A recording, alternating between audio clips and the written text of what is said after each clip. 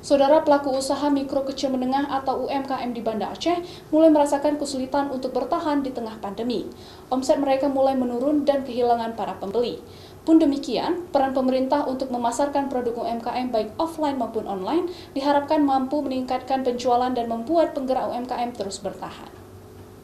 Pasar UMKM yang digelar oleh Yayasan Pelita Aceh Sejahtera yang bekerja sama dengan Dinas Perdagangan dan Perindustrian Aceh telah memberikan ruang kepada pelaku UMKM untuk memamerkan dan memasarkan produk mereka di halaman kantor Disperindak Aceh. Selain transaksi online, mereka juga difasilitasi untuk memasarkan produk secara online dengan menggunakan digital marketing. Seluruh UMKM yang memasarkan produk mereka dalam pasar ini harus menaati protokol kesehatan, begitu juga dengan para pembelinya.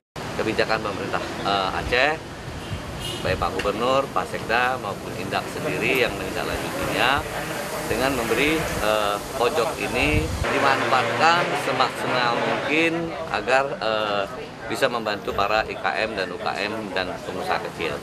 Untuk pemasaran ini kita melalui orang-orang yang kita kenal, kita tawarkan melalui WhatsApp kita, melalui IG kita, dan melalui Facebook juga. Kalau kendalanya sudah pasti karena ada beberapa pelanggan kita yang misalnya kafe di luar Aceh itu karena omsetnya menurun juga berarti ordernya juga menurun. Kalau kita alhamdulillah udah sampai Makassar, Pulau Jawa, Kalimantan, dan sebagian Sumatera. Pemerintah juga berharap pelaku usaha kecil menengah ini terus berkarya dengan segala keterbatasan penerapan protokol kesehatan. UMKM lebih banyak melakukan penjualan secara online, walaupun omset mereka turun karena beberapa pembeli pasar online juga terkena dampak COVID-19. Mustajab, Kompas TV, Banda Aceh.